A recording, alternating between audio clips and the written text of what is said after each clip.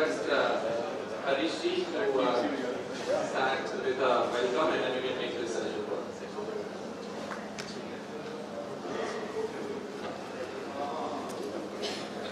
Good morning, friends, distinguished panelists. We are into the second day of E3 conference, and subjects today are energy. We get to hear today in the first and second session. Mr. Praveen Agarwal, Joint Secretary, Department of Heavy Industries, Ministry of Heavy Industries and Public Enterprise, Government of India. Welcome, sir. We are privileged to have you here. The first session will be moderated by Vipul. Panel discussion consists of Mr. A.K. Mishra, Director, NSGM. He is on the way. We are waiting for him. Atul Arya, Head Energy Division, Panasonic India Private Limited. Everybody is talking of energy storage. Let us hear from him what he says about it. Shri Vimal Kejriwal, MD and CEO, KEC International Limited, Bombay. And Mr. Ravi Sehgal, Chairman, EPC India. And we also consist of me as President. Thank you very much. Floor is yours, Vipul.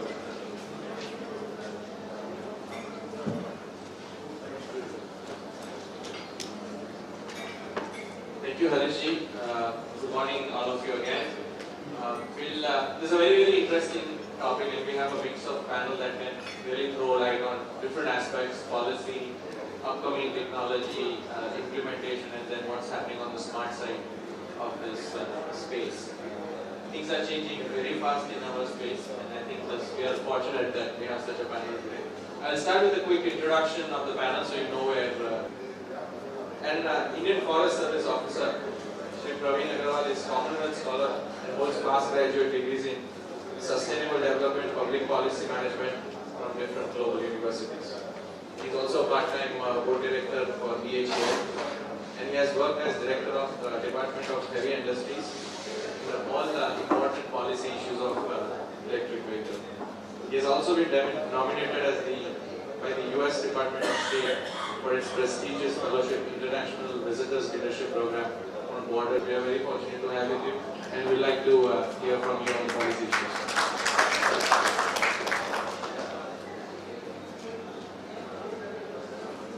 We are waiting for Mr. Mishra, so I'll introduce him as he comes here.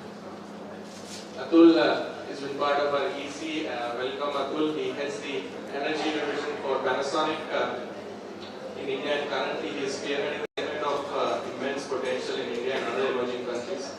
This is in line with the Panasonic's business growth verticals, one of them being one of the four pillars being business-to-business solutions, under which the energy storage is falling under.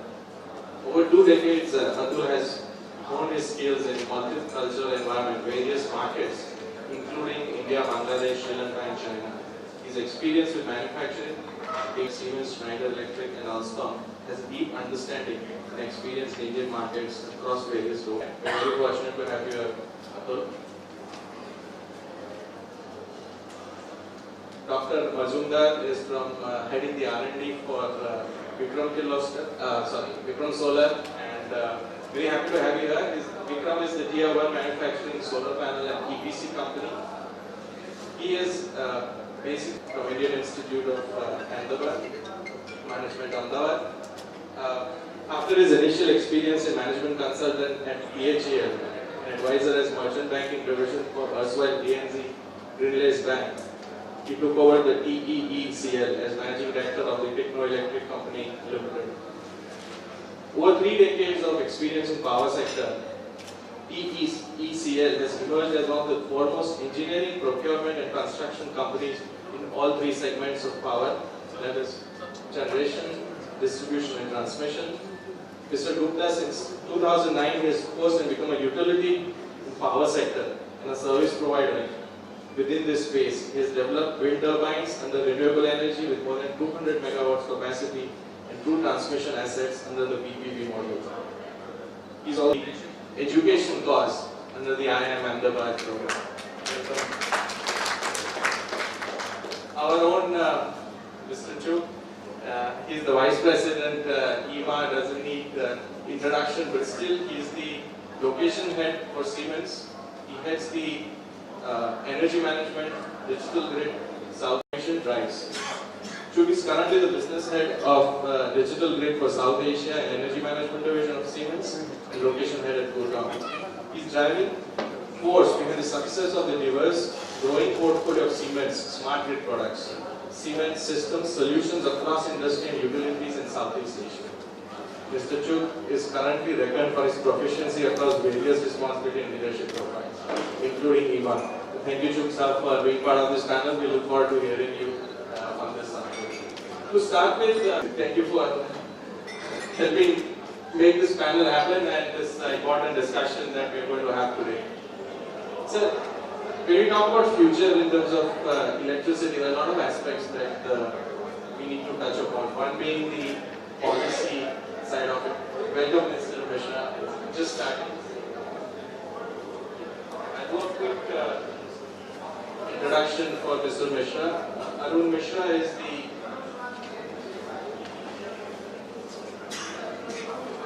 the director for NVMU, established as part of the National Grid Commission MOP Government of India since April 2017. With 33 years of experience and 26 years in planning, design and implementation of power systems, ICT solution, including feasibility studies and requirement analysis for load dispatch centers, design of large complex communication networks, smart grids. Is also contributing in the case of ICT aspect in power systems through CGRID E2, National Committee on ITD 10 for power systems control and associated application. Mr. Mishra is a 1985 graduate in electrical engineering from NIT Kurukshetra, certified ISMS lead auditor, and his published technical papers include Indian experience in implementation of SCADA systems in IEEE powered in 2005 as part of the International Smart Grid Action Networks or ISGAN. He is also the vice chair for ISGAN. Thank you for joining us.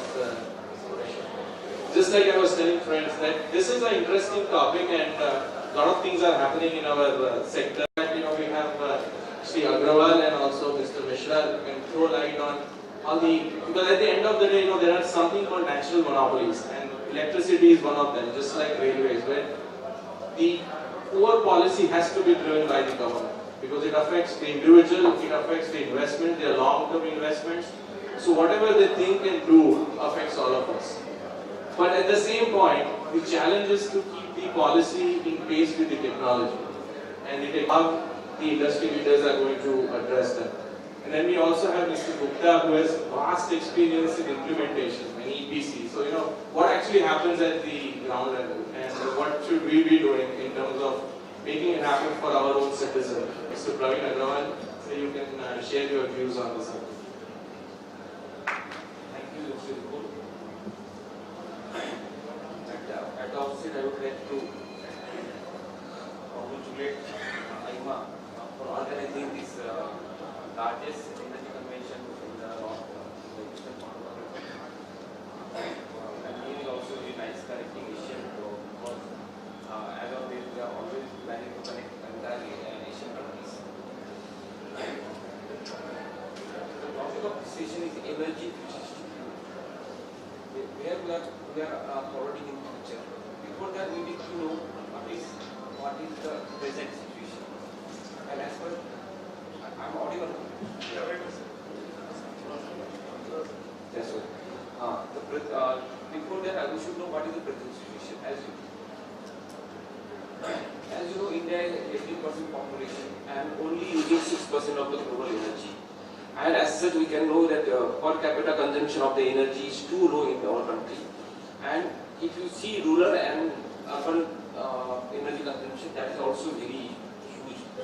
In rural areas, still there are people who love electricity. India's energy mix is tilted towards the fossil fuel. Almost 80 to 82% energy is coming from fossil fuel, which we have to reverse or have to change in coming future. Manufacturing, GDP from manufacturing to increase up to 25%, which is presently only 16-17% in next 5 to 10 years. we are also expecting to shift our entire transportation network slowly from fossil fuel based transportation to the electric based transportation. We are also country all villages to get electricity. That is also in very near future, maybe within the next 3 to 6 months. That is planning. We can have electricity in every household of the country. And after that, by 2022, it is the endeavor of the government. We should have that energy has to be shifted to the electricity. As such, electricity is the new oil we used to see in the next coming years. Electric mobility, as you know, I already have 4 years experience in the working of electric mobility as a director in the same department, and we are working for electric mobility. Our plan is very huge, but we are slowly moving electric mobility. But you can ascertain today or tomorrow and in coming years, we have to shift to electric mobility, and that will bring huge challenges to the electric sector. Not only for provide the target for reducing the carbon dioxide emission at the COP21, we used to call it an NDC target. We have decided to reduce our emission intensity to 30 to 35% from the 2005 level by 2030. For this purpose, we have to increase our energy efficiency, and government is also working for energy efficiency, as you know, through various measures like LED, Star Rating program. DE is also working in this direction. Then we have also now started manufacturing supercritical power plant, and almost all 40-50% power plant which come in the last 5 years are supercritical. And now we are also working for advanced ultra supercritical power plant, which is for collaboration with other organizations. And we are quite hopeful we will be becoming this technology first in the world.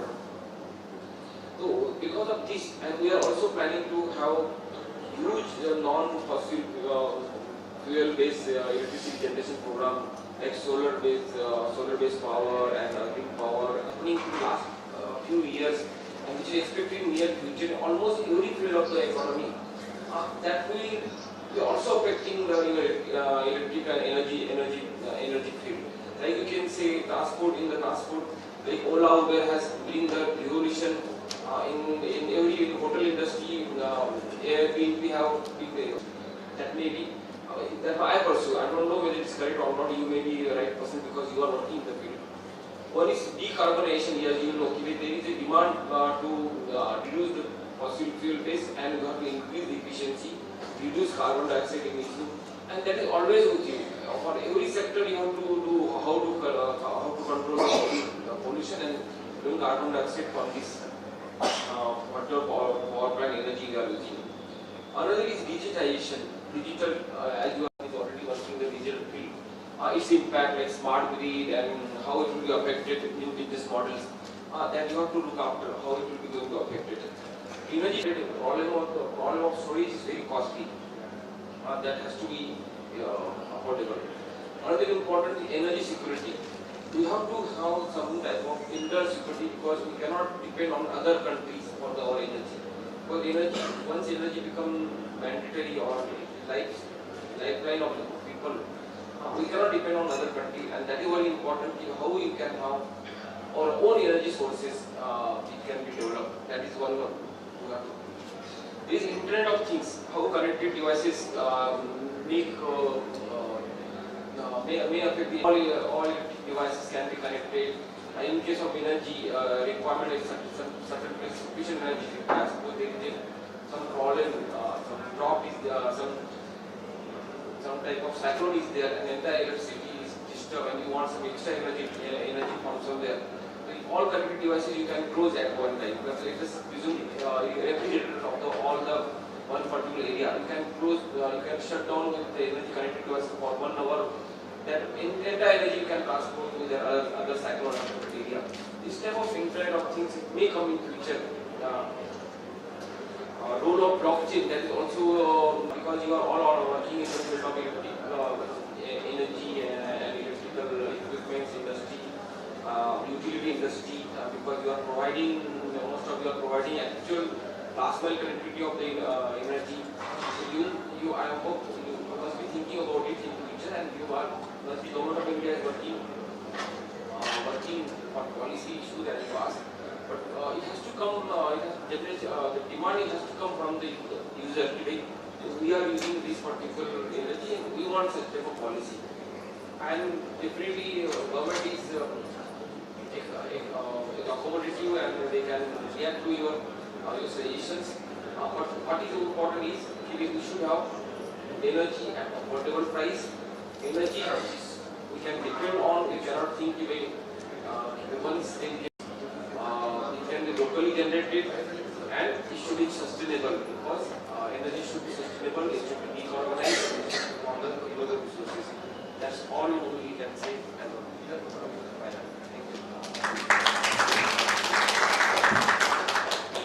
Thank you, Agrawal, and take this subject forward. At the end of the day, we would like to have some takeaway for our members and also EMA, so that we can drive as an organization further and work with the government on these aspects. Mr. Arun Mishra, you are the one who's there in the research. You understand technology. You have published so many papers. You're also part of the policy and implementation on the smart grid side.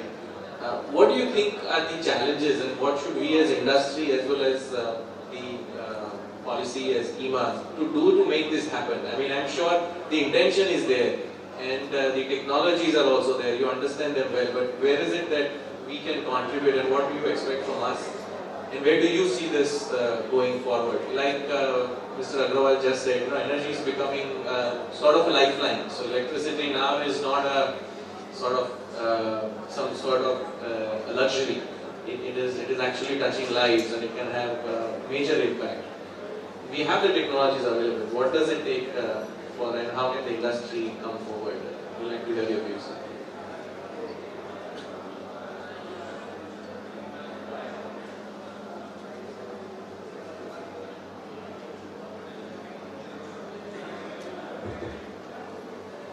Yeah, good morning.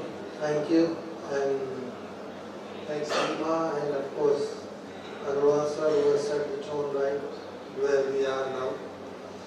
And we are and of course everybody agreed, and NTPC went ahead and there was a plan for 15 gigawatt of solar to be clubbed with the available non-tied energy of NTPC to be bundled to make it competitive and offer to the consumer.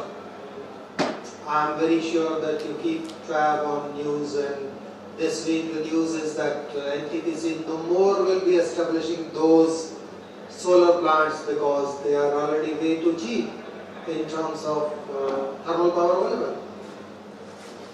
So future is as certain and policy is as freezed as this experience shows us, and we are very much seized of that reality. Having said that, we have to chalk out our own path, and the bottom line is we have miles to go in terms of securing the industry is expanded.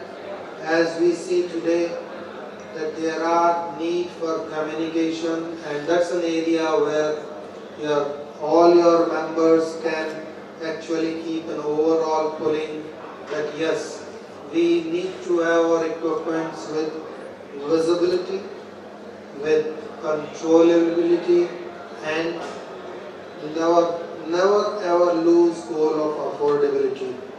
So yes, there is technology available. There is technology which will be useful and payable by one consumer, not necessarily by others. Keep that flexibility. As long as that is there, you will find ample scope. And of course the worldwide trend exists, and policy is direction 2 is there, that we are going to decarbonize ourselves. Now there are always competing objectives of decarbonization. So currently the most talked about and being acted on is decarbonization of every sector, not necessarily the power sector itself. That's where EV is coming in, that's where energy efficiency is coming in, that's where we are trying to reach out the every nook and corner and of course generations. So those areas are going to take a lot of action, and 5 years down the line the things are not going to be the same, and we may discover the kind of changes and what we are discovering today about NTPC going and installing solar and bundling the power for the consumers. Those are then the third area where, of course, I've seen the traction yesterday, and I commend members of EMA and of course EMA that you are having a good traction with the upcoming young engineers and all our workforce. We cannot be cyber secure unless we have a cyber hygiene. We cannot have a cyber hygiene unless we are conscious of what is unhygienic and what is hygienic, and we cannot be that. And that landscape is continuously changing because the product, because of adversaries, because of the developments in technology. So we have to be on our foots in terms of whenever we are available to all the connected consumers.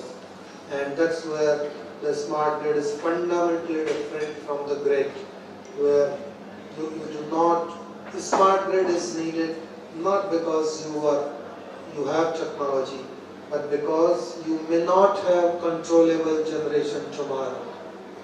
All renewables, they are not necessarily controllable, they are not orchestrable as per your need. So you will have to act on the other side of the equation, that is the load. Orchestrate it, control it, influence it. And the moment you talk about load, you talk about people, you talk about need, you talk about emergency, you talk about millions of consumers. And those are not controllable or orchestrable without communication devices, without set patterns, and all of them will not be controllable within 0 to 100.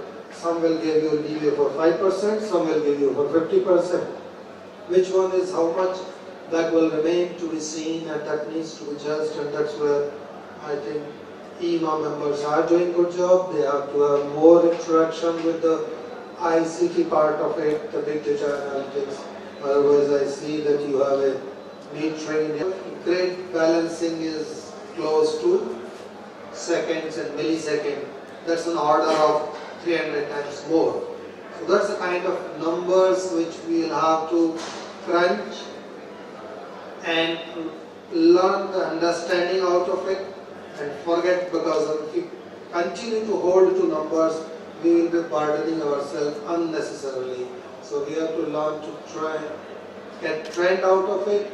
We'll have to learn to build our policies around it without necessarily making it disadvantageous to it. As long as you can build trust with their owners, because those are the ones which can bring load on desire or take away of the load on desire. They are much more flexible, unless if you want them to be not only in terms of when they consume, but maybe also where they consume. So they have to trust, build the trust. So that's the area where policy and direction I see coming, and electricity and excel. The partnership for me.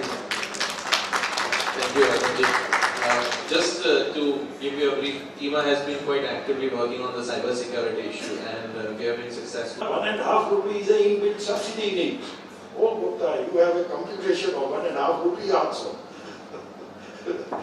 Why it can't be 1 rupee 20 paisa? And ask your regulator to compute it.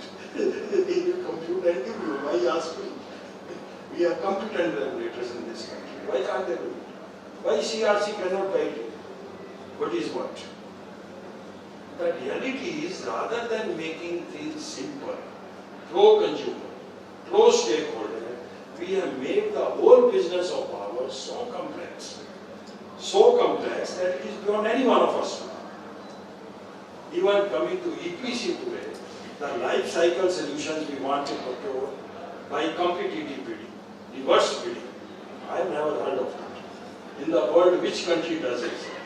Then you talk of technologies, that I need innovation, I need creativity, I need technology, but you go to the reverse auction. What do you do? The rock bottom will bring it. Problem is we have created in 15 years more problems than solutions. Unless we solve these simple issues in a simple manner and make it more pro-consumer, why there should be a cross subsidy of 300% in the system? It beats. There is no law, no regulator comes to it. 300% cross subsidy in the system. What was the purpose of creating electricity? Government wants to give it free to anybody, subsidize to anybody, give it. You have no problem. But providing the budget was so confident 3 years back when he came to Calcutta. I implemented Supreme Court order, everything is good now. All issues of our sector are solved. Now we have auctioned the mines, we have provided enough coal, we have improved logistics, and power is going to be no issue. And we have UDAY, which has inbuilt provision that each state will be here, each DISCOM will be here. The reality today is that your own bills of generation are not paid for 2 years. When you go and ask IREDA that you are supposed to be IREDA, the name is Renewable Energy Development Authority. Why you have to become a bank? You should be an intelligent setup of innovators. What renewable power? What type of renewable power? What type of smart grids? You should have all those kind of capabilities. But he will say, I earn my bottom line only out of banking. So I am like another PFC. You want growth, come to me. You want technology, go to China. Why come to me? But I am an authority. This is a problem.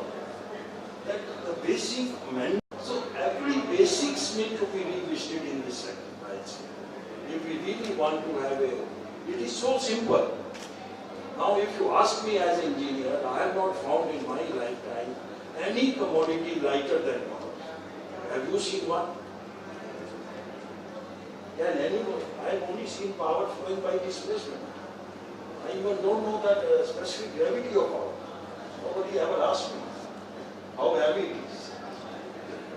But still we have made this commodity so complex to handle. When we used to ask R.B. Shai that Dada, let's define power. Is it a necessity? Is it essential? Is it a commodity? Every year you define a new regime to procure it. It is case 1, case 2 bidding. It is merchant power. It is power circular issue. They are only guiding issues. Who empowered me? The only body empowered is the secretary above me. If you want something to know, go and ask above me. Why ask me? I am only guiding and meeting program of Government of India. It is your choice, you want to be part of it or not. Because we met in April, the SECI 1 people were complaining, sir, connectivity is not in place. In April 30, SECI 1, which was bidded out 3 years back, who's bidding ITC cost? I don't know. And SECI 5 has happened now. Now the question is, who will create that connectivity? Even today, power grid is not clear. Whether power grid is doing, what DBCB is doing, what private is doing, who is to do it? MOP has not decided. Let's take a feedback from When will they decide? God knows. Someday now we learn, sir, it may be 30%, you don't know. It is still MOP is to guide us. So much of policy paralysis. Very, today, very nicely in the paper, there is an editorial article, what Mr. Modi has done. He has delivered Indira Gandhi plus cow. So, sir, when we talk about such huge paralysis that is happening, and we are facing the issues of democracy and the inability to execute what we intend to do, I would like that Mr. Mishra maybe respond quickly if you have a few words, and then we'll turn to Atul because he is leading energy storage division, and he's looked at Sri Lanka, Bangladesh, and then he's willingly entered this sector. Panasonic is putting a lot of efforts and trying to make change in this You're putting lot at stake. And after hearing Mr. Gupta, I mean, I'm sure you're a bit uneasy as to how what you're going to do. No, you are not understanding, sir. I went and asked a calculator, I want to store energy. What do you want me to do? Where is the tariff? At what tariff I will supply this energy? Is there a peak hour tariff which is going to be different than normal tariff? We are still discovering, sir. Well, Gupta sir, you are right that these are the fault lines which you have highlighted effectively. And the only thing I'll respond is that two things. One is that there is a word which is FUD, fear, uncertainty and doubt.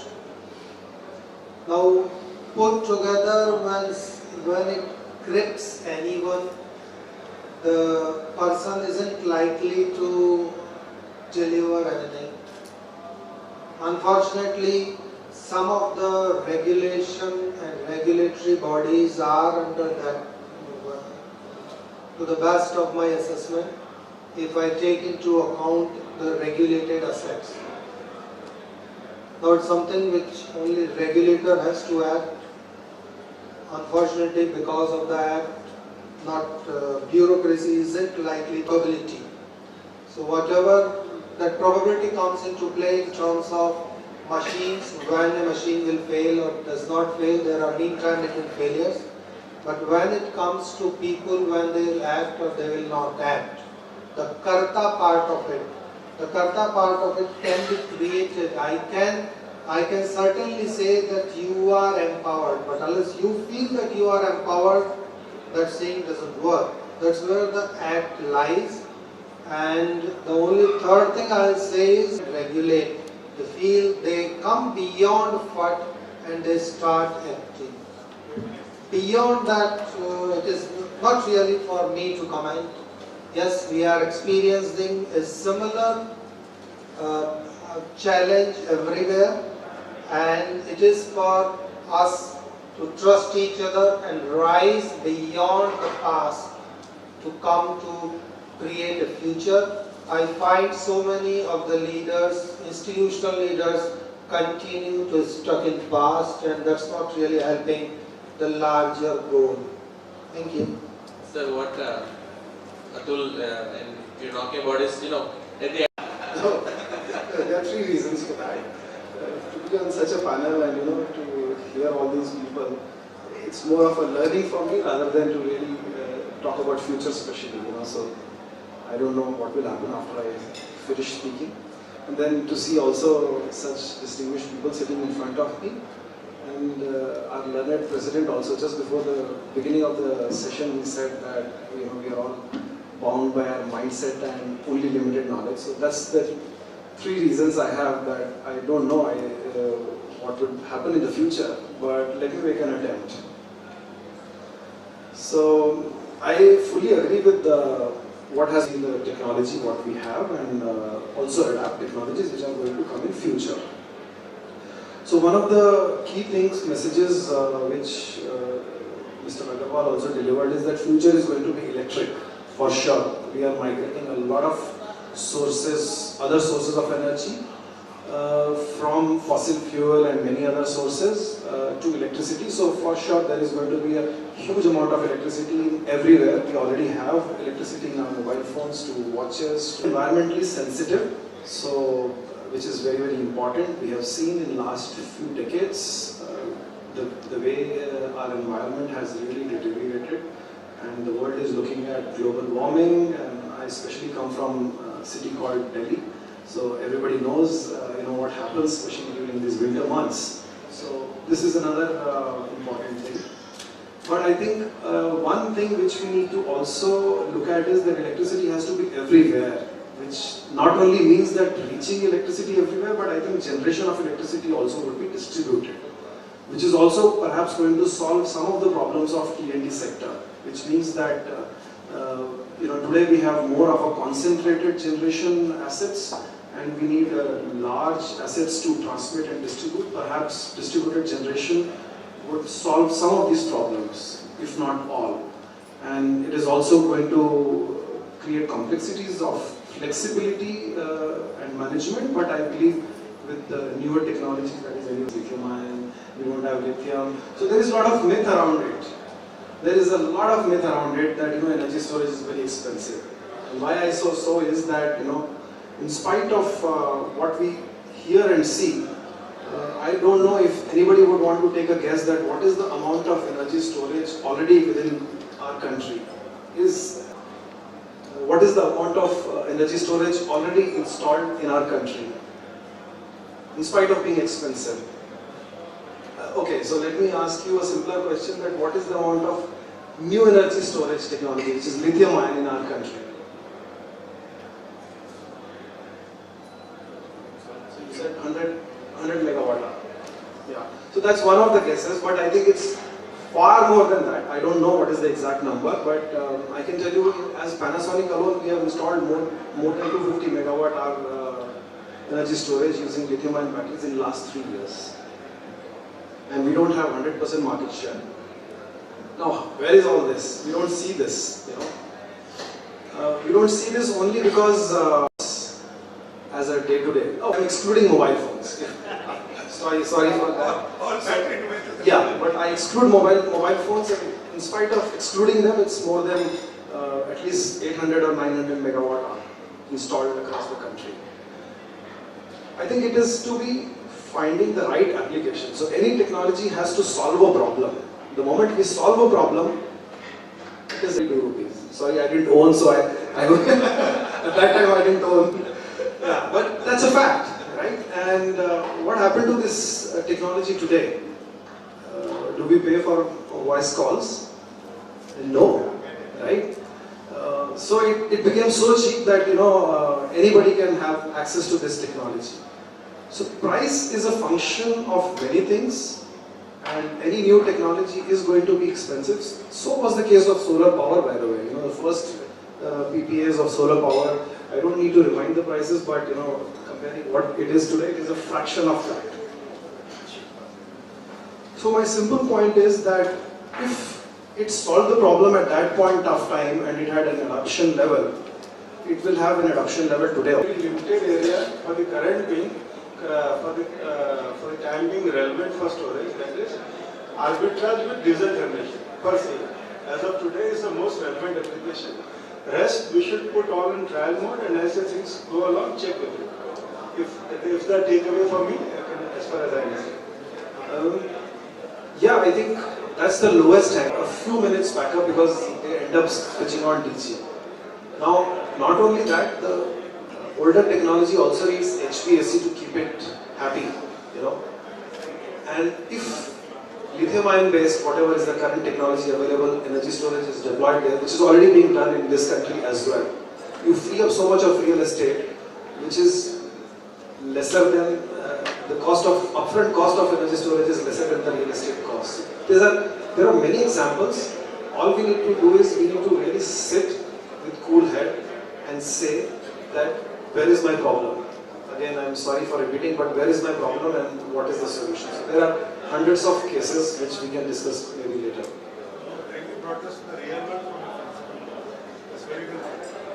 We'll take one last question. The esteemed next panel is also there. We have one more exciting so. Good morning. I have a different, from a different industry. We are in the engineering industry and we make some fittings for low voltage transmission in the US market.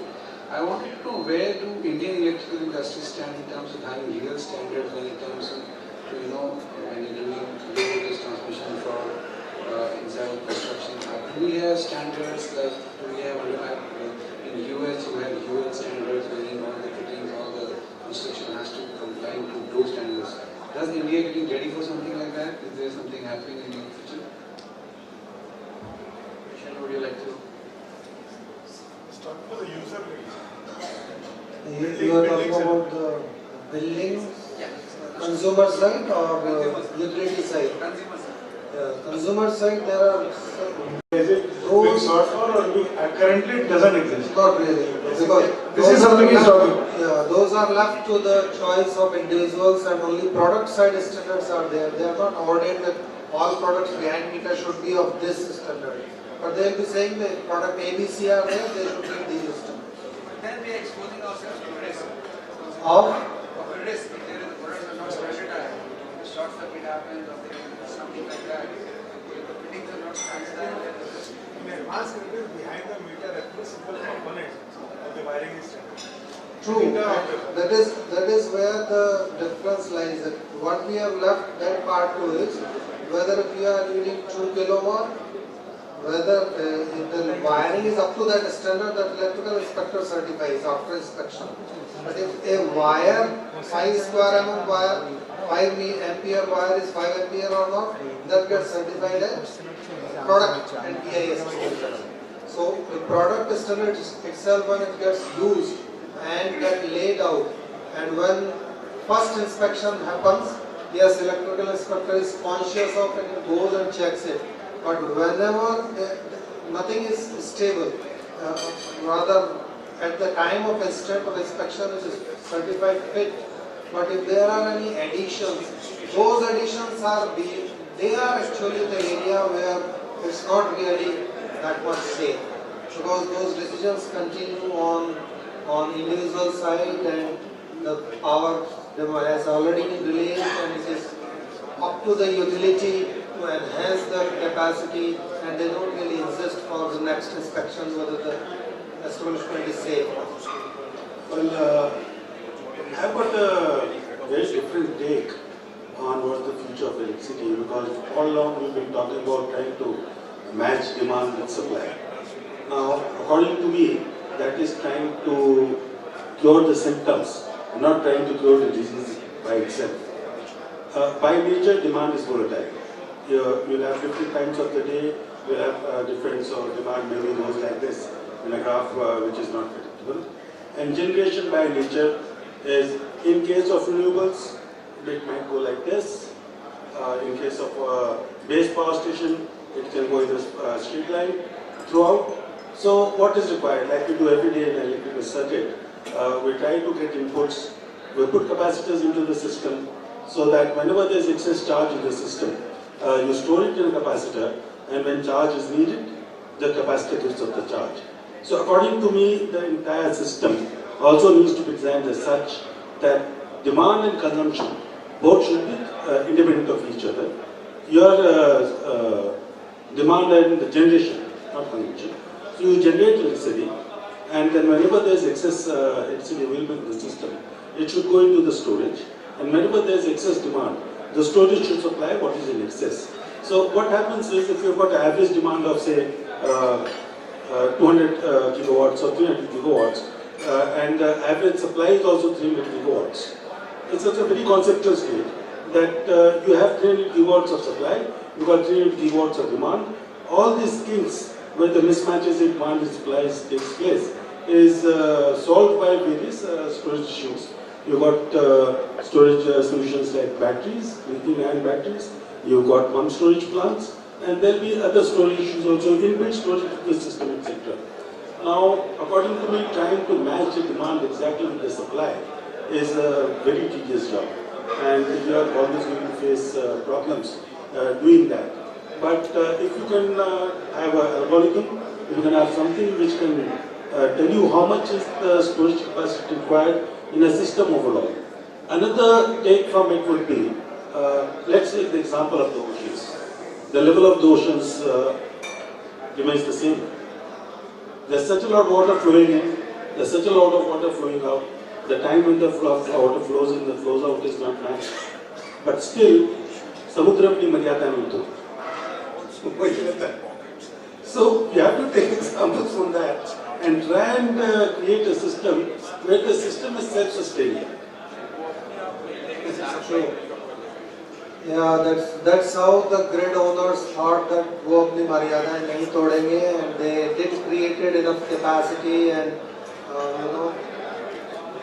response was there and frequencies were maintained, but it was beyond their ability to sustain in terms of money.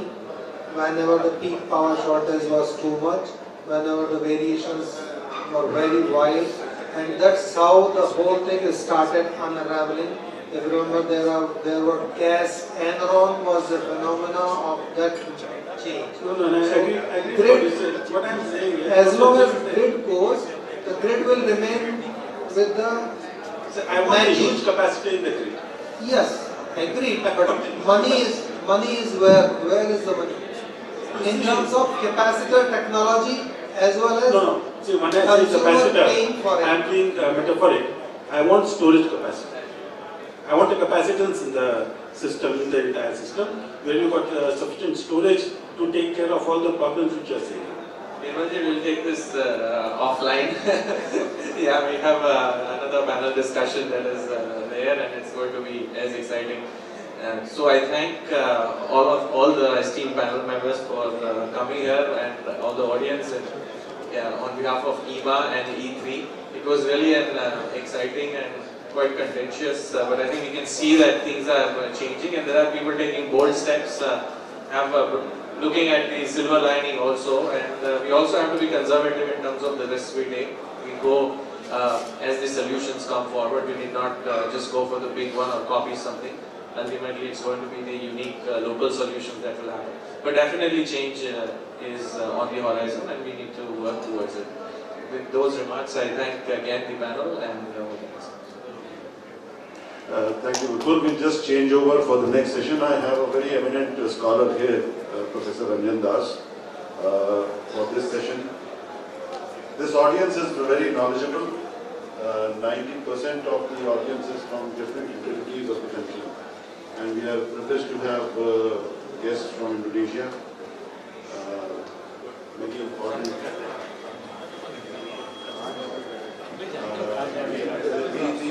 The speakers will just remain here for a moment, and we will have to felicitate the speakers. I request Mr. Harish Agarwal ji to give a memento to Shri Praveen Agarwal, Joint Secretary, Heavy Industry. Harish ji.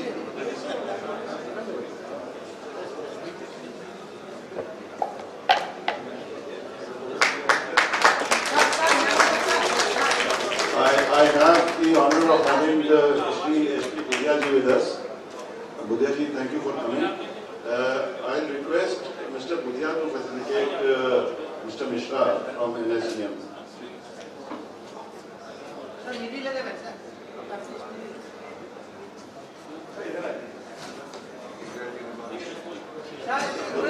Budhia ji, क्या चाहिए?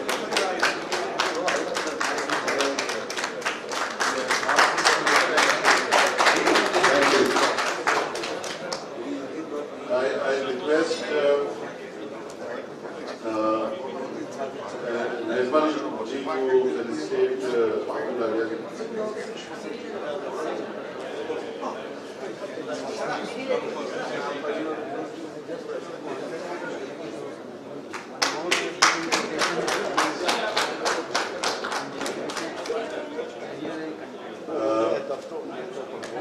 Harish ji, felicitate E.P. Gupta ji. Gupta ji, जाइए भाई.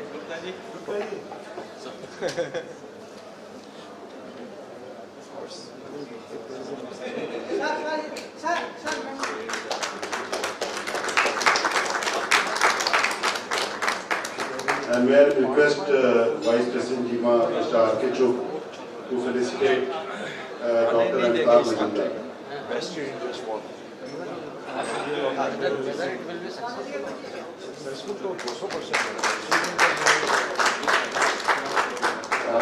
I request the panelists for the next session, Siddharth Jajuria,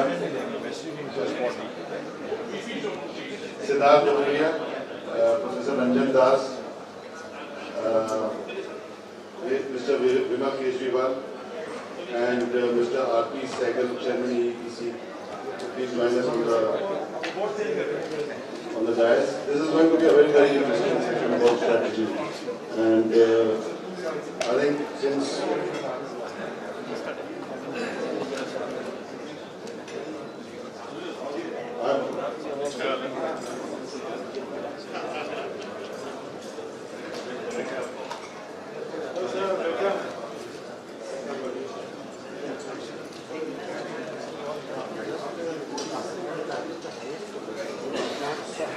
See,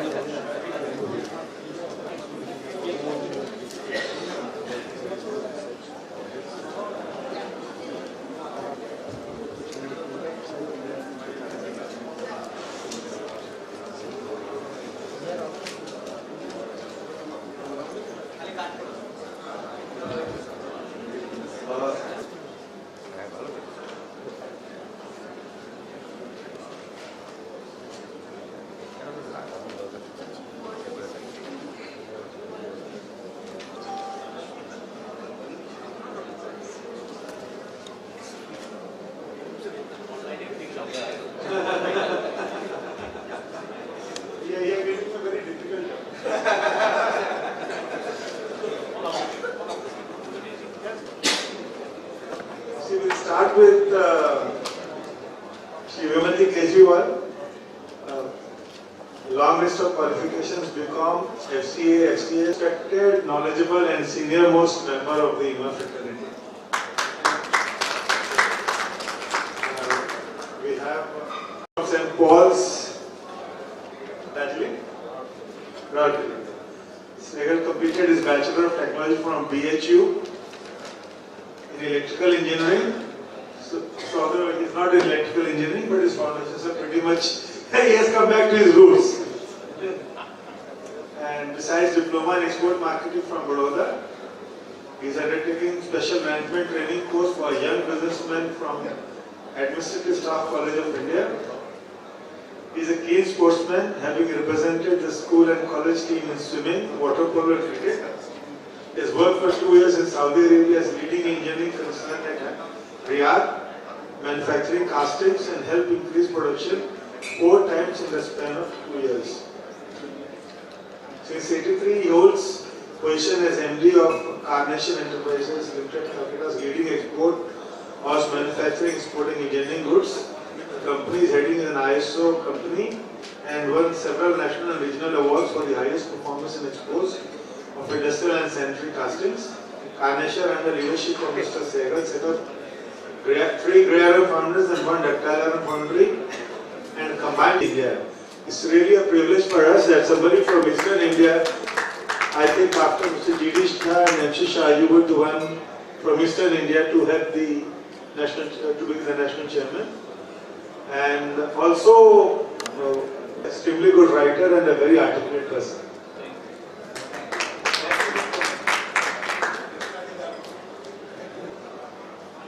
We have Professor Ranjan Das. Yes, being a guru and a teacher, he is accustomed to giving crisp and short instructions. And I am Calcutta, where he is a teacher and guru. Is good enough introduction to cover all other 2 pages which I have over here, which he does not want to be read out. But what we will do is that the audience should not get deprived of this. So we'll get his whole CV circulated to the all members and will not read it out over there. So I think Manishi's put it very rightly, and since in addition is that we'll have some opening remarks from all of our speakers, and then we could just have a freewheeling discussion with the audience and also amongst ourselves. So I think I'll hand over the mic to Professor Ranjan. He is doing and since the whole session is titled on strategies of increasing exports, so I think he's the right person to sort of guide us and help us as to how we could move forward. Professor Ranjan, I think the floor is yours, sir. Good afternoon, ladies and gentlemen. When Sunil invited me about a few days ago, I just said that study a bit of it. So I actually asked him, do you want to really invite me? He said, because he knew me 13 years ago, I last met him in Shanghai, so I thought he thought I'd be able to do the job. You must have noted that when they tried to introduce me, and I requested them to understand. I passed out from IIM Ahmedabad in 1977. There was no laptop, PC, internet, everything, nothing. And today, I'm an entrepreneur. In addition to being a professor at IIM Calcutta, I set up India's first 100% live digital academy. So you understand how many things I will first forget to do what I'm doing. So I only talk about digital things and all these things. and hence I requested him not to introduce me. There is no point doing it. It's a different matter that I was nuclear physicist, I was a 20 years corporate man, and of course 24 years teaching, and now an entrepreneur for 11 years. My take on this whole idea of Indian companies going global, becoming internationally competitive, I have a few points, but I feel domestic industry. In 21st century, there is nothing called a domestic industry. Every industry is global, which means that you are affected by the global forces. Somebody asked me on this, Professor Das, suppose some company, an international class company is a company which does not export or import. An international class company is a company which has a class called international in 4 areas. Productivity, quality, cost is important. Where you produce is not important. Unfortunately, thanks to all the controls that prevailed before 95 or before 92, let's say 95, we believe that where you produce is the domestic industry. Today, our focus is where you sell. Where you produce is not. Hence, please have this global perspective, and even if you are not exporting or importing anything, you will be affected by those 40 global standards in productivity, quality, service, cost. Third thing is the whole issue of why are you exporting? Good old days, I'm saying, till early 80s, people believed domestic market is the only thing, and if you have some export, some extra quantity to offload, you export to Dubai, you export to some Indonesia, some local markets here and there. Idea is, Indian prices are good, the markets are controlled, some extra capacity, you are offloading. But the moment Indian market volume goes up, you stop supplying to customers. But that's not going to work anymore. Your commitment to globalize your business, of which India is the only one, small piece. Your commitment to globalize your business first is, I'm a global company, and if I take some order, there must be against a backed up by a strategy, and you must have a commitment to it. The commitment is important. Just because suddenly the domestic prices went up and you stop supply, there's no way to do it. Just forget it. Company after company is failing just because of this one mistake. You have to be a global company. We have really 1 or 2 companies, countries, but the fact is, your standards must be global, and your commitment to a global strategy is to be honored.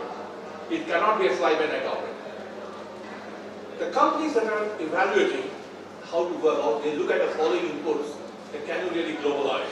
And mind you, globalization doesn't mean you have to put a manufacturing facility here and there. I did some work with a company in South India, Murugappa Group, and they really bring out some of these features of it. Murugappa was suffering. That company was carburetor from Universal, most probably. That company has a big problem, doing well in India, but the industry is not growing, and you find the opening at India. But they looked at a few things, and I request all of you in the industry to think about it. They looked at they're good in 1 or 2 things, and they're fairly bad or incompetent in the remaining part of the value chain. One thing they're very good is called design and application of abrasive industry. But there were severe problems in raw material availability, there were severe problems in manufacturing standards, and they tried it, how do I overcome this problem?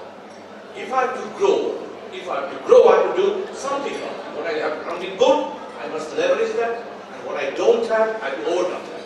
So what they did, unbelievable. They went and found out how to solve this raw material problem, and how do you get the best manufacturing practices. Raw material and manufacturing practices, they went to China. For raw material also, they went to Russia, and they also went to South Africa. But that's something good, design and application. Over there, they started adopting the product and got a standard which can be used in China, it can be used in Russia, it can be used in South Africa. And as they did it, they also faced many cross-cultural problems. The Chinese guys and Indian guys do not talk properly, culturally different. Russians have a problem, South Africans have apartheid issues operating, all kinds of things. How they overcome itself is a big issue. A new model came up post-95, it's called OLI, because of this only. O means ownership of something that you can boast of, which is a globally competitive piece. L means location, you have something weakness here, you can tap the advantage of China, Russia, South Africa, you can use it. And I means you have an organizational structure, system, process, and culture leadership inside the firm to absorb all these diverse ideas and you can improve your thinking process. You see the liver transplant, many people bring you bring a liver from outside, the body does not activate and the patient dies. Similarly, in business, if you get something and you cannot internalize, you will not survive. But this company understood.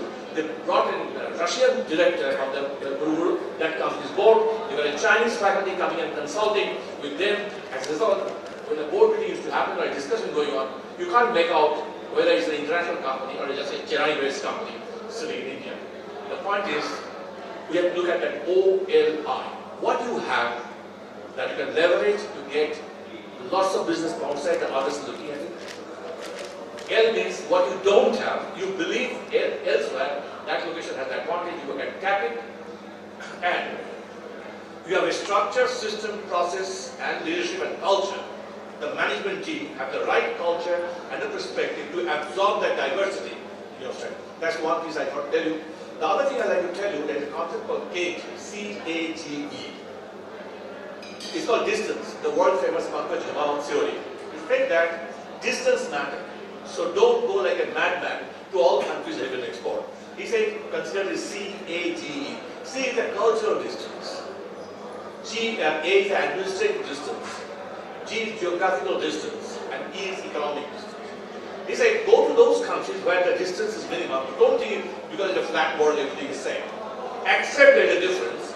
So for example, culturally, we are much closer to England and America because we are brought up in a culture. We may not be as good culturally close to China, but China is close to geographically. Similarly, economic arbitrage, between China and I, you have an arbitrage opportunity. Indian price is a bit high, but the Chinese price is low. You can do some importation from there and you can make money. The important concept is, don't go to a country because you got a first order. The important thing is not a first order. Is it a part of your strategy? There's a company I have worked with, and they are the managing director is a very funny managing director. You delegate everything in multi-million-dollar checks you will sign to anybody else. But in the smallest order, he will not allow anybody else to decide to accept or not to accept. You ask him, why do you do this? When it comes to multi-million-dollar, you download the whole thing to the lower level. But a small order, you regard clearance, is a very simple. We have got Professor Das, all kinds of customers, India and outside.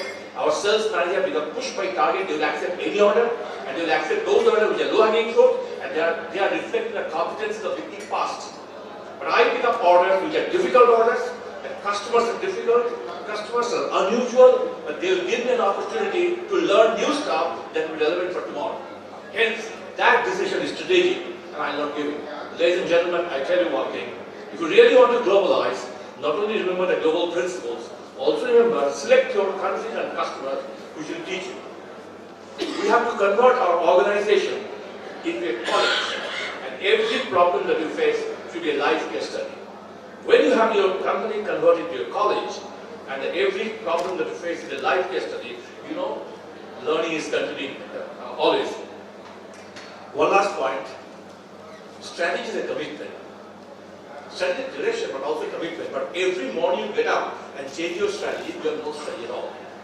Strategy is supposed to act as a compass to a direction. Like I've been running a small academy, the strategy academy. People say, you are a mad person. You are at 60, I started 10 years ago, and I went to Calcutta, my own institute where I teach. Then would you like to take this innovation forward? It's based on internet-based company, education. You know, there are two types of education. One is face-to-face, which is like this, and other is complete e-learning, a massive online open courses. I don't think both have, I think both will continue, but there's a third stage which I was doing. I'm kind of rejecting it. All I'm trying to say, they're rejecting because they don't see they are caught by the legacy. Legacy assets, legacy strategy, legacy assets, legacy people, they're not allowed to do. Be there in the global situation. Look at those opportunities in the long term. Opportunity long term. And once you get into it, we must have a commitment. If you do not have a commitment to a strategy, like I have a commitment to digital education, like Sunil called me, I came. I normally do not give any lecture face to face. Because if I start doing it, people will say, Professor Das, even you do? Because I'm trying to prove a point. Face-to-face education has this limitation, it must come to an end. So, I'll request you that those of you trying to export something out of your industry, IMA, please, do you have a commitment to become a global company? And for that, you don't have to become a multi-billion-dollar company. You have to be a global company in your mindset. That yes, I'm a global company with a global standard in cost, product, service, and delivery. And have this commitment, I'm sure the rest of the team will follow. Thank you. Thank you very much. Thank you very much, Professor Ranjan. I think you really made each one of us think very hard because raised very whole cultural issue point that you raised, and I think after this it's back to the drawing board for a lot of us. So thank you very much, Professor Ranjan, and I think moving on now. For the next speaker, I think let's bring in Mr. Sehgal, because as an exporter yourself and also as the chair of EPC on a lot of the issues, since we are in this region and since we are having E3 and we are in Calcutta, so just to give a little bit of a regional perspective as well to this discussion. Maybe if you could shed some light on us with regards to how companies in this region could what are the challenges they have, what are the strategies that they could commit to enhance their exports and to take this to the next level. So I think Mr. Sehgal, please. Thank you, Siddharth. Good afternoon, friends. I think this is a wonderful session because today India is at crossroads. On one side we have the industrial growth coming in, and India, coming up in the global world in a big way. And on the other hand, we have so many challenges and so many things which have to be done to reach a level to be able to compete with US and China. Just taking the cue from Professor, he spoke of commitment, and that is true. A lot of people come into exports very casually. If you have these three things in your product, in your services, you can go anywhere in the world. And as Professor rightly said, don't prepare yourself only for the globe. Rewarding experience to listen to all of you. My question goes to Mr. Sehgal. Our trade balance at present is negative, as all of us know. What is your prognosis in how much time, or is there a possibility to take it towards positive zone? And second associated question, what is your take on the last 4 to 5 years of developments after FTAs have been signed? Have we gained really something out of this? Yeah, so the first part of the question is on the trade balance. It's negative for sure. Thankfully, the oil prices are stable and they are down a little bit. And if they continue this same way, and with the kind of aggressive campaign for Make in India and then sell it out to the world, I think it will still take about 10 years for India to really catch up. Because these are the tough times, for India, in the sense that we still have to depend a lot on the imported oil and related products. We have a lot of exports which are going out based on imports, like gems and jewelry. So there is a lot of element of this thing there. We still have a lot of demand for gold every year. That is something which is strange. It keeps on growing, it doesn't come down. The engineering industry, let me tell you, is the only industry which has much lower import content as compared to the export content. Although the Prime Minister's office and Niti Udyog actually, they are saying that the engineering industry should learn to import more, process and send out, because that's the only way we have to catch up. Not just by our own productions and selling, but by interacting with the globe and bringing in and selling out, so getting the differences to build up to reduce the difference. But having said that, I think everything is put into picture.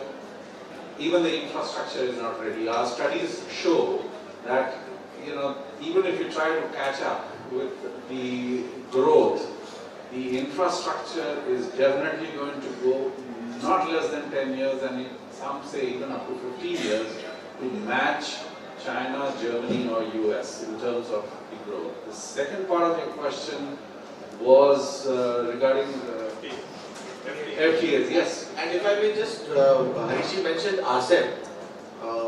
So I think we recently had a session where one of the main findings was that every time that India entered into a bilateral agreement as well, it's always been the other country which is that paying is more gained. at the cost of India. Exactly. So, partially the reason for that, in my view, India is not as adept at putting non-tariff barriers as those countries are. No, India is. In fact, what Trump did this year, Modi ji had done last year. I mean, so India is smart. That's not a problem. But there are certain lobbies that work in India. And if those lobbies get through, it goes through. Otherwise, you suffer. So that is what it is. But yes, the FTAs. There are some FTAs which can be positive. I was in Colombia, just 2 months back, and Peru, Colombia, and all the Latin American countries, FTAs will help over there because they are dying for, having manufacturing units come into that country, minus China. There's some kind of a averse attitude, and India fits the bill. So we are pursuing with the ministry to just push there. Some countries it will help, not all countries. And especially some of the ASEAN countries we saw the other day in the presentation, reverse effects were there too. That's very interesting that you mentioned industrial parks, and I'd like to bring in Mr. Kejriwal.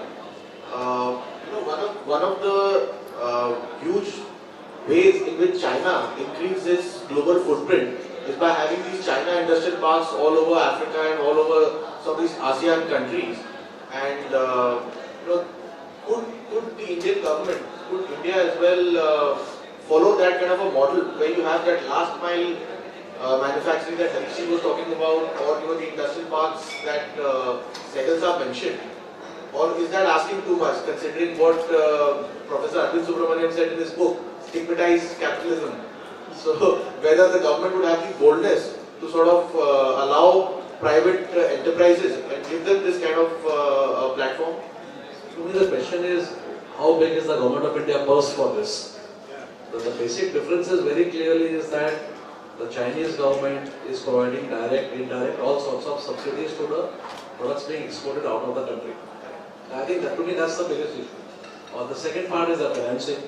We are negotiating so many projects in Africa and all that. And you straight away come across the Chinese financing, where they are willing to give you a 25-year loan and interest free and whatever else it is. That's what is hitting you, especially when you look at these pieces.